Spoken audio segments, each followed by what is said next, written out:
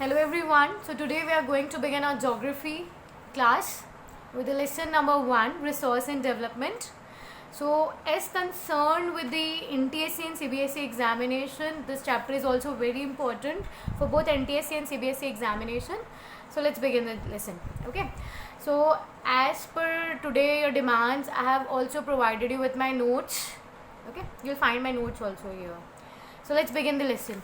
So as if you see the name of the lesson, resources and development, will go with the first term of the heading. Now what do you understand by resource? Okay, so see what हम उन चीज़ों को resources बोलते हैं जो हमारी needs को satisfy कर पाएंगे. हम उस किसी भी चीज़ को resources बोल देंगे जो हमारे demands को, हमारी needs को fulfill करेगी. Okay, और अब 10th standard की बात है, यहाँ पे हमें कॉपी में मार्क्स चाहिए बोर्ड एग्जामिनेशंस में, राइट. सो अब आपको यहाँ पे बोर्ड एग्जामिनेशंस में जब आप अपनी डेफिनेशन लिखोगे तो अब आपको 4 चीज़ों को बहुत अच्छे से 4 पॉइंट्स को बहुत अच्छे से रिमार्क करना पड़ेगा. Okay, that I am going to explain you here. So how you will define your definition is like that everything available in our environment which can be use to satisfy our needs provided it technologically accessible, economically feasible and culturally acceptable. Fine. So now I'll let you learn the meaning of these terms, what you have to like concentrate over. See, first the resources should be available within our environment. You also know कि अगर resources हमारे environment में available ही नहीं होगा तो हम उसका utilization नहीं ले पाएंगे. Fine. सी उसके बाद में हम इसके बाद में एक बात कर लेते हैं सेकेंड टर्म की, that is technologically accessible. Now what the term technological accessible refers to, see technologically accessible का मतलब होता है कि वो रिसोर्सेज जिसका हमें यूटिलाइजेशन लेना है, जिसका हमें यूज़ लेना है, तो उसके यूटिलाइजेशन के लिए जो टेक्नोलॉजी चाहिए वो भी हमारे पास में अवेलेबल होनी चाहिए. फाइन. और उसको परचेज करने के लिए if we go to the next term that is economically feasible. Fine, you will be able to say it here. So उस इकोनॉमिकली फिजिएबल का मतलब क्या होता है? सी, हम जब भी टर्म इकोनॉमिकल की बात करते हैं तो you need to pay attention कि economical deals with monetary aids, financial terms के लिए यूज़ की जाती है. सो इकोनॉमिकली फिजिएबल का मतलब होना यहाँ पे मतलब होता है कि वो रिसोर्सेज हमारे पास उसको परचेज करने के लिए, उसको बाय अप करने के लिए हमारे पास सफिशिएंट मीन्स होने चाहिए. Okay, if you are able to purchase it then it will become economically feasible. And if the last what you see is culturally acceptable. Now what does the term culturally acceptable means here? सी, बहुत सी ऐसी चीज़ें होती हैं जिसे हमारी society, हमारे culture में adopt नहीं की जाती है या वो हमारे कल्चर के लिए इलीगल जिसे जिन चीज़ों को हम बोलते हैं. फाइन. इसके एग्जांपल से अगर आप समझोगे लाइक ड्रग्स, अल्कोहल, है ना, तो दीज लिंचिंग एंड ऑल जो जिनकी हम बात करते हैं, तो these things are culturally not acceptable in a society और उन चीज़ों को फिर हम रिसोर्सेज टर्म नहीं कर पाएंगे. So for the whole conclusion if I say कि अगर हम रिसोर्सेज की डेफिनेशन को डिफाइन करेंगे तो 4 एक्सपेक्ट्स जिनकी हम बात करते हैं वो पहला है अवेलेबिलिटी, कि वो रिसोर्स हमारे पास अवेलेबल, हमारी ही इन्वायरमेंट में अवेलेबल होना चाहिए. उसके बाद में नेक्स्ट टर्म जिस पे हम फोकस करेंगे कि उसके लिए हमारे पास प्रॉपर टेक्नोलॉजी होनी चाहिए ताकि हम उस रिसोर्सेज का कंप्लीट यूटिलाइजेशन कर पाएँ. ओके, फिर उसके बाद में नेक्स्ट चीज़ हमारे पास हो जाती है इकोनॉमिकली फिजिएबल. हमारे पास प्रॉपर मॉनेटरी एड्स होने चाहिए कि हम उस रिसोर्सेज को बाय अप कर सकें. Okay, and the last is culturally acceptable. ऐसी चीज़ें जो हमारी सोसाइटी में एक्सेप्टेबल होगी उसे हम क्या बोल देंगे? Culturally acceptable. फाइन. तो these are the conclusion, this will be the conclusion of your definition. Moving ahead for the NCERT paragraph 3, page number 3, paragraph number 2, that is also important. We'll have a look there also. Okay, so I'll read out the extract for you. See, the process of transformation of things available in an environment involves interdependent relationship. इसका मतलब क्या होता है? The process of transformation मतलब एक जो human being होता है. See, now for this particular extract also we have a diagram made here और लाइक पर्टिकुलर ट्राइंगल है figure out for you.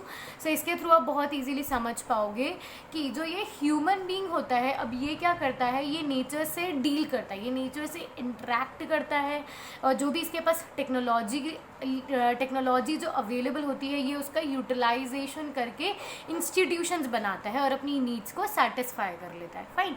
So what do you mean by the term institution? आप physical environment मतलब समझते हो कि nature होता है, technology मतलब समझते हो, ह्यूमन बींग्स मतलब समझते समझते हो.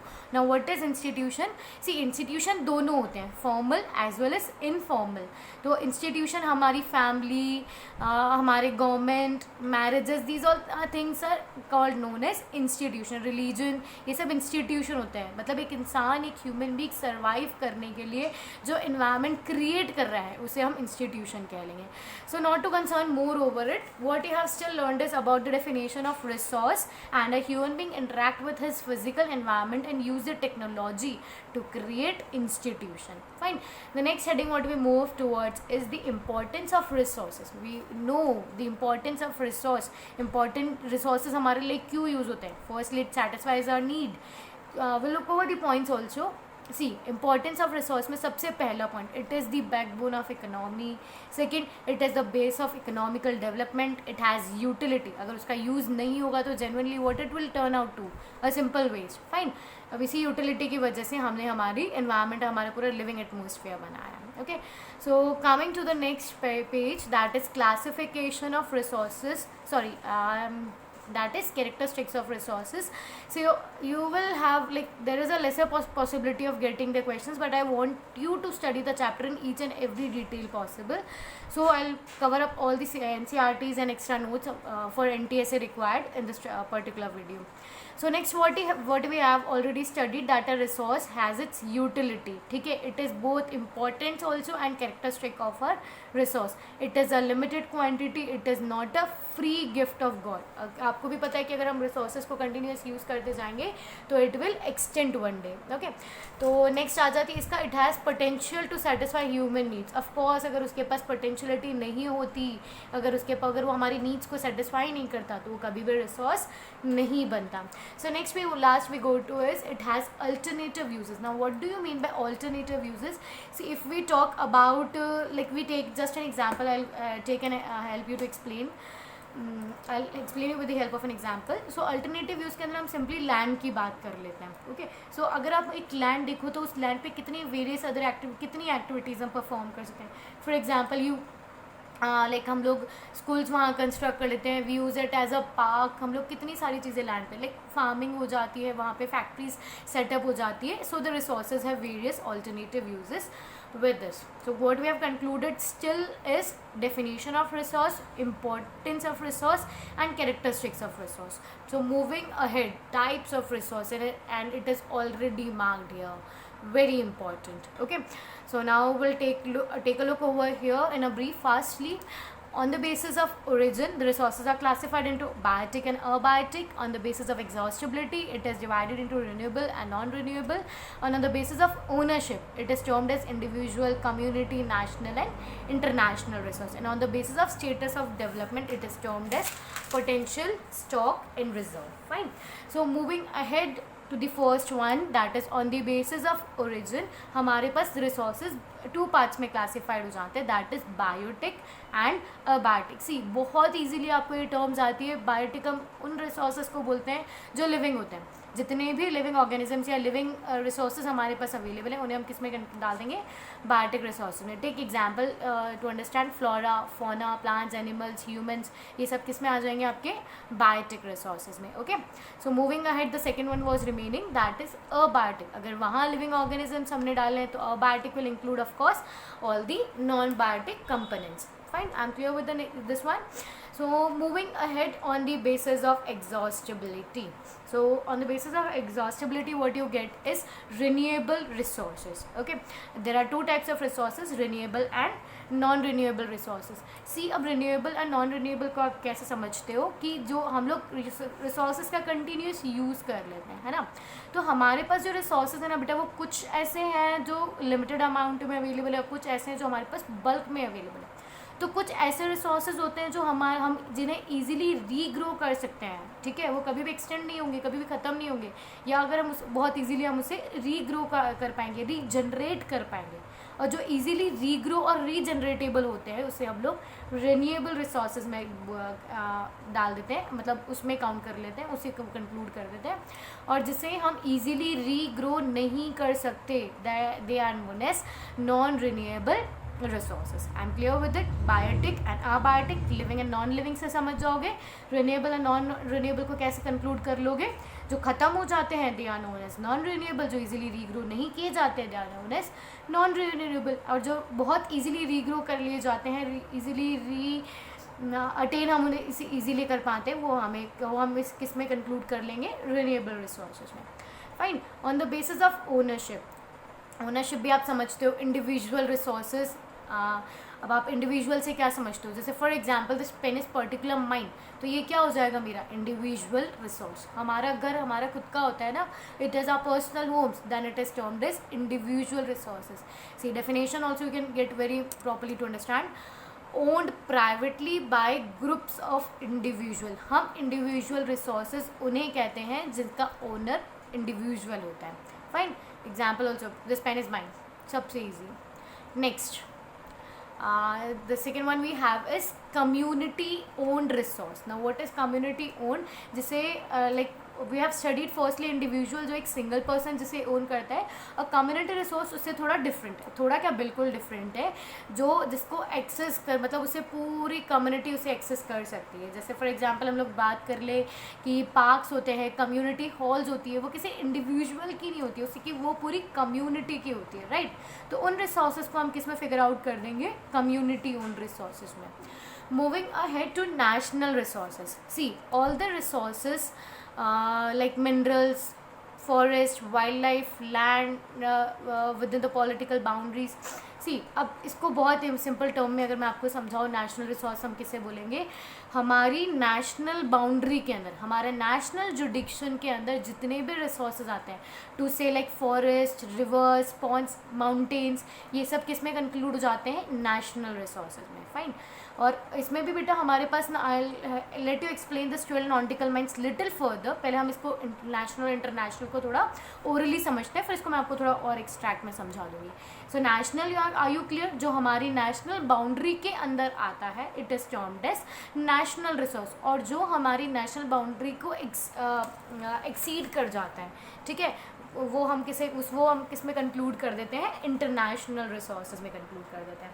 सी now what you need to particularly understand, and it is very important for you to understand is, see all the minerals, resources, forest, wildlife, land within the political boundary, ठीक है, and oceanic area up to 12 nautical miles from the coast is termed as territorial waters. Now what you need to pay attention, something very important is that कि हमारी, see I have already told you, India का map आप सबने देखा हुआ है, तो India की जो बाउंड्री हुई उसके अंदर के रिसोर्सेज तो इंडिया के हैं ही सही, पर हमारी इस ओशनिक बाउंड्री के बाहर भी 12 नॉटिकल माइल्स तक वो रिसोर्सेज क्या होंगे, इंडिया के ही होंगे। We have got an extend of up to 12 nautical miles. Now what is this term 12 nautical miles, हम continue gasping upon is 12 nautical miles मतलब एक डिस्टेंस होता है, लाइक एज वी से कि 1 किलोमीटर 2 किलोमीटर ना, it is also a distance only.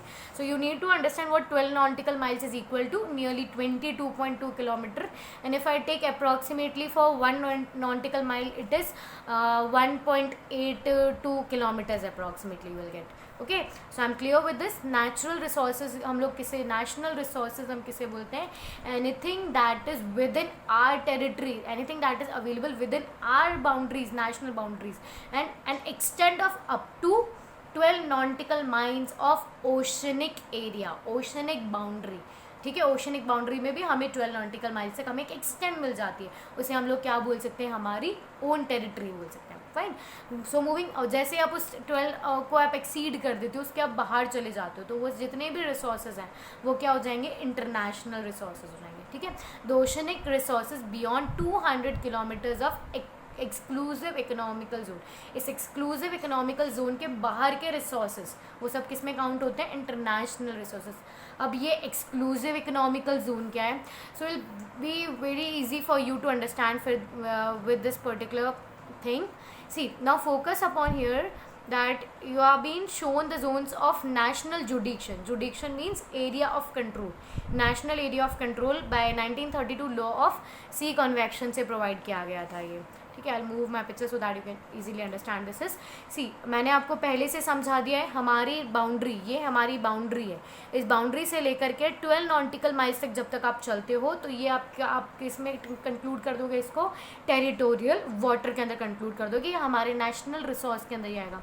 पर हमें ना एक एक्सटेंड मिल जाता है दैट आप 24 नॉटिकल माइल्स तक भी आप उसको यूज़ कर सकते हो, मतलब एक एक्सटेंड हम बोल देते हैं, नेक्स्ट लिमिट हमें मिल जाती है, that is known as in the form of contiguous zone. I tell you why इनको अलग अलग नाम क्यों दिया गया है वो भी मैं आपको बता दूंगी। फिर बहुत सी बार होते हैं, बहुत सी अदर मतलब कुछ ऐसी एक्टिविटीज़ होती है जिसके लिए हम लोग 12 नॉटिकल माइल्स 24 नॉटिकल माइल्स के भी अहेड मूव कर जाते हैं, ठीक है, that is exclusive economical zone, और वो लिमिट होती है अप टू 200 नॉटिकल माइल्स, ठीक है। अब ये टर्म्स हमने क्या बनाया, आपको बहुत अच्छे से आपको इंडिया का मैप इमेजिन कर लो, ठीक है। इंडिया के मैप से आप 12 नॉटिकल माइल्स तक, दैट मीन्स नियरली 22 किलोमीटर्स तक अगर आप जाओगे तो वो आपका टेरिटोरियल वाटर है, ठीक है, आप उसको यूज़ कर सकते हो विदाउट एनी परमिशन, वो आपकी कंट्री के नेशनल रिसोर्सेज में ही आएगा। But as you move further, आप 24 नॉटिकल माइल्स के चले जाते हो तो वो एक थोड़ा एक्सटेंडेड हमें एरिया मिल जाता है, ठीक है, क्योंकि उस एरिया में कोई और अदर कंट्री नहीं थी उसको शेयर करने के लिए, तो हमें एक एक्स्ट्रा एक्सटेंड मिल जाती है। और फिर उसके बाद में हम बियॉन्ड जाए बहुत एक्स्ट्रा, जैसे बहुत सी बार होता है कि फ़िशिंग एक्टिविटीज़ जो ये होती है ना, कुछ समथिंग पर्टिकुलर फिशिंग वगैरह हम कह सकते हैं कुछ भी, तो इसके लिए हमें एक एक्स्ट्रा लिमिट मिल जाती है, that is exclusive economical zone. पर अब एक्सक्लूसिव इकोनॉमिकल जोन और in contiguous zone in territorial water में डिफरेंस क्या है, the work done here. Territorial water के अंदर अलग परमिशंस मिलती है, हमें कंटेजियस में काम करने के लिए अलग परमिशंस मिलती है, हमें एक्सक्लूसिव इकोनॉमिकल जोन में काम करने के लिए अलग तरीके से परमिशंस मिलती है, okay. So when you go beyond this exclusive 200 nautical miles, then the resources will be known as international resources, और उन रिसोर्सेज को यूटिलाइज करने के लिए फिर आपको क्या करना पड़ेगा, इंटरनेशनल इंस्टीट्यूशंस की परमिशन लेनी पड़ेगी, fine. We are done with this one. So I think so we should once revise what we have still studied: definition of resource, importance of resource, then characteristics of resource, and then we were moving to types of resources. उसमें से बहुत easily आपको biotic और abiotic आ गया था, living and non living. then next we were talking about renewable and non renewable, जो ख़त्म हो जाता है और जो ख़त्म नहीं होता है। जो ख़त्म नहीं होता है उसे हम लोग renewable बोलते हैं, और जो ख़त्म हो जाता है उसे हम लोग नॉन रिन्यूएबल बोलते हैं, fine. So next moving ahead on the types of basis of ownership we were studying. Ownership individual, जिसका ओनर पर्टिकुलर इंडिविजुअल पर्सन होता है, वो इंडिविजुअल रिसोर्सेज में आते हैं। कम्युनिटी, जो पूरी कम्युनिटी जिसको ओन के बाद, जो ऐसे रिसोर्सेज जिसे पूरी कम्युनिटी ओन करती है उसे हम कम्युनिटी रिसोर्सेज बोलते हैं। फिर उसके बाद में हम नेशनल रिसोर्सेज की बात करते हैं, anything that is in a boundary, ठीक है, within our jurisdiction, then it will be known as national resource. और उसकी लिमिट्स ये this 12 nautical miles, why I am repeating it again, it is important, that is why, okay. You need to understand, like there could be a question कि आपको जो ये exclusive मिलता है EEZ होता है, इसकी लिमिट क्या होती है, 200 नॉटिकल माइल्स, ओके। कौन से रिसोर्सेज आपके कहाँ कितने तक के डिस्टेंस के रिसोर्सेज आपके नेशनल रिसोर्सेज में आते हैं, that is 12 nautical miles, okay. Like one word question you can get from your. So national international आपको पता है हमारी बाउंड्री में आया है तो नेशनल है, और अगर हमारी बाउंड्री में नहीं आता है उसके बियॉन्ड चला जाता है तो that it will be termed as international resources. So moving ahead on the basis of status of development. See, I have written a mark there important, so you can again understand that it is something again important. So like pay attention here what we are going to study: potential resources, developed resources, stock and reserve. See, अब बेटा यहाँ पे एक एक चीज़ इसमें यहाँ पे आप फोकस करोगे। See, potential resources क्या होते हैं कि ये हमारे environment में available तो होते हैं, ठीक है, और यहाँ पर हमारे पास टेक्नोलॉजी भी समवॉट अवेलेबल होती है पर डेवलप्ड नहीं होती है। See I have marked difference here, can not be utilized, lack of technological development. Particular अगर इसमें पोटेंशियल के अंदर अगर आप ऐड करना चाहो, you can add a term line here कि जो टेक्नोलॉजी होती है वो उतनी अपग्रेडेड या अप टू डेट नहीं होती है उसके एक्सेस के लिए, ठीक है, इसीलिए हम उसका यूज़ नहीं कर पाते हैं, okay. I am clear with the potential as the term states कि उनके अंदर पोटेंशियल तो है हमारी नीड्स को सेटिस्फाई करने में, वो हमारे एटमॉस्फेयर हमारे इन्वायरमेंट में भी अवेलेबल है, पर हमारी जो टेक्नोलॉजी है वो इतनी अपग्रेडेड नहीं है कि उसका प्रॉपर यूटिलाइजेशन ले सके। ओके उसका प्रॉपर यूटिलाइजेशन ले सके। इसका एग्जाम्पल से भी समझ लो आप, सोलर एंड विंड एनर्जी। अगर हम बात करें राजस्थान में, गुजरात में बहुत जगह सोलर है, विंड मिल्स वगैरह सब लगे हुए हैं, ठीक है, पर हम लोग उसका अप टू डेट की जितनी मतलब बहुत सी, अगर आप क्या समझ रहे हो कि जितनी भी सोलर एनर्जी राजस्थान में आ रही है क्या वो प्रॉपरली यूटिलाइज हो रही है? नहीं, अप टू अ लिमिट हम उसका यूज़ कर पा रहे हैं, but not up to a full satisfied manner में हम उसका यूज़ नहीं कर पा रहे हैं। Okay the technology is not up to that mark कि हम उसका प्रॉपर यूटिलाइजेशन कर सकें। सो आपको अगर पोटेंशियल के अंदर अगर आपको कंक्लूड करना पड़ेगा तो आप इसको कैसे समझोगे कि रिसोर्सेज हमारे पास अवेलेबल है पर हम उसका यूज़ नहीं ले पा रहे हैं क्योंकि हमारी टेक्नोलॉजी उतनी ज़्यादा डेवलप्ड नहीं है। Coming to the next one, developed resources.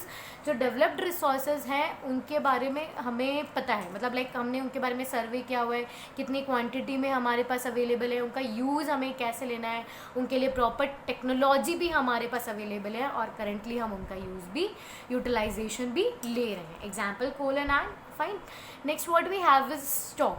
See, pay attention please, people are generally confused between potential and the stock one, so I'm telling you again and again to pay attention here. So when we talk about stock resources, these are available in our environment. Again the similar thing, ये ऐसे resources हैं जो हमारे environment में तो available है पर इनका utilization लेना हमारे लिए possible ही नहीं है क्योंकि इसके लिए हमारे पास टेक्नोलॉजी नहीं। See difference you got, in stock हमारे पास टेक्नोलॉजी बिल्कुल ही नहीं है, जबकि पोटेंशियल के अंदर हमारे पास टेक्नोलॉजी थी पर उतनी ज़्यादा हाईटेक नहीं थी कि हम उसका सेटिस्फाई मैनर में यूज़ उठा सकें। Okay got it clearly. Potential resources कहीं ना कहीं यूज़ तो होते हैं बट नॉट अप टू, मतलब उनका वेस्टेज भी होता है साथ में, और जबकि स्टॉक जो है वो यूज़ ही नहीं हो रहे, करेंटली में बिल्कुल ही यूज़ नहीं हो रहे क्योंकि हमारे पास उनका यूज़ लेने के लिए बिल्कुल ही टेक्नोलॉजी अवेलेबल नहीं है। फॉर एग्जाम्पल आप यूरेनियम की बात कर लो, okay we do not have a sufficient technology कि हम उसका यूज़ ले पाएँ। Okay now going to the last one, that is reserve. what we have written is here subset of stock. Subset का मतलब होता है that it is a part of stock, and part of stock का मतलब हम लोग यहाँ reserve का मतलब क्या समझेंगे कि हमारे पास यहाँ पर रिसोर्सेज अवेलेबल हैं हमारे पास, पर अभी इनका हम यूज़ क्यों नहीं ले रहे हैं क्योंकि हमें इन्हें फ्यूचर जनरेशन्स के लिए सेव करके रखना है। Okay so it is a subset of stock, can be put to use with the existing technology but not in use. क्यों यूज़ में नहीं है? क्योंकि हमने इसे फ्यूचर जनरेशन के लिए, फ्यूचर टाइमिंग के लिए सेव करके रखा हुआ है, इसीलिए हमने इसको रिजर्व बोल दिया है। Okay so next moving to now the types of resources is complete. Resources definition we have done with, importance we are done with, characteristics we have done with, and the types of resources also we have done with. Next moving ahead, development of resource, and a very important point you will study here is sustainable development. You have studied in your previous class in 9th standard also, but we'll have a quick revision of what is sustainable development. See, sustainable development का मतलब होता है utilizing the resources in such a manner, using the resources in such a manner कि वो future generation के साथ में या फ्यूचर नीड्स के साथ में किसी भी तरीके से कॉम्प्रोमाइज़ ना करें। That means proper and effective manner में हम लोग रिसोर्सेज का यूटिलाइज करेंगे ताकि उन्हें एक प्रॉपर टाइम मिल जाए to regrow and to regenerate. I am clear with this. Now you also need to pay attention with this. NCERT में एक आपको कॉलम मिलेगा on page number 6 you will get it, that is Rio de Janeiro Earth Summit of 1992, and there an agenda 21 was adopted. Okay, this can again come for you NTSC or like board mein 1 mark ka objective questions can come from here. So I'll read you this Rio de Janeiro Earth Summit for you. That is the first United Nations conference was held, okay, in Rio de Janeiro, that is in Brazil, in June 1992.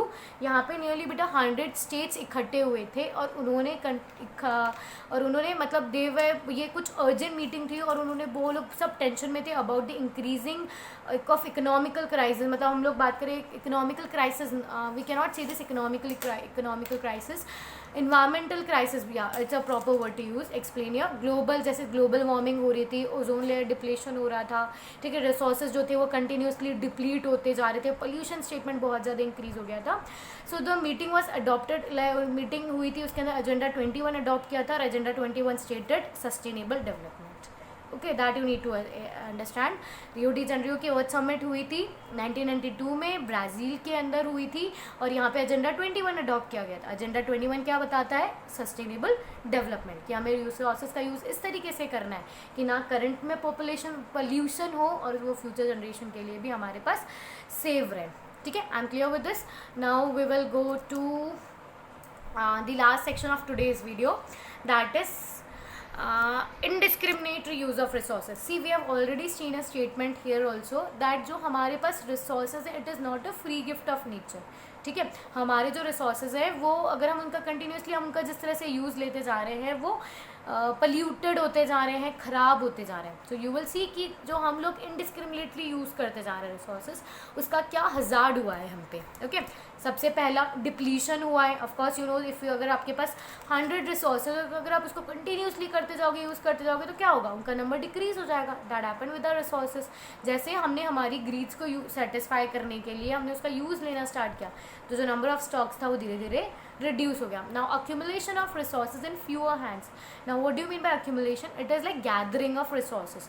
बेटा see, you also know that our society is divided basically in rich and poor. तो यहाँ पर हमारे resources भी क्या होते हैं ना, ये accumulate हो जाते हैं fewer hands में, मतलब इकट्ठे हो जाते हैं, concentrate हो जाते हैं fewer hands में. जो richest section of the society होता है उनके पास तो बहुत large amount में resources available होते हैं. poor जो है वो हमेशा needy बन के बैठ जाता है. And the last is exploitation of resource. अब एक्सप्लॉयटेशन अगर आप उनको कंटिन्यूस यूज़ करोगे, पोल्यूशन क्रिएट होगा, इकोलॉजिकल क्राइसिस आ जाएंगे like global warming, pollution and etcetera. Okay, so now comes the time to revise. Okay, we'll have a quick revision here. So we started our lesson of resource and development. We went with the definition कि ऐसी कोई भी चीज़ है जो available है, technologically accessible है, economically feasible है and culturally acceptable है, उन सारी चीज़ों को हम लोग क्या बोल देंगे? रिसोर्स. रिसोर्सेज के इंपॉर्टेंस और कैरेक्टरिस्टिक्स भी आप लोग बहुत अच्छे से जानते हो, अच्छे से समझते हो कि हमारी नीड्स को सेटिस्फाई करता है, लिमिटेड क्वान्टिटीज़ में, ऑल्टरनेटिव यूजेस हैं इसके. Then we saw a very important question, that is types of resources. Okay, on the basis of their origin, we have seen them as biotic and abiotic. On the basis of their exhaustibility, we have seen them as renewable and non-renewable.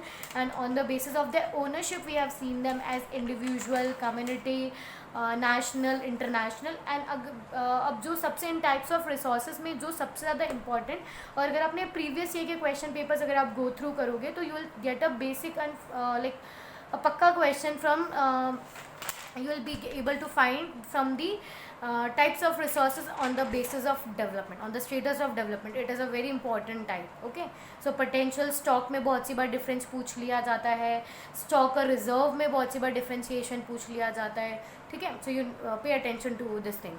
Then we went to sustainable development. We have seen what is sustainable development. We have also seen the hazards of continuous using of our resources. Fine. So this was the conclusion of the video also today. So now what comes is, don't forget to hit the like button, subscribe my channel and stay tuned.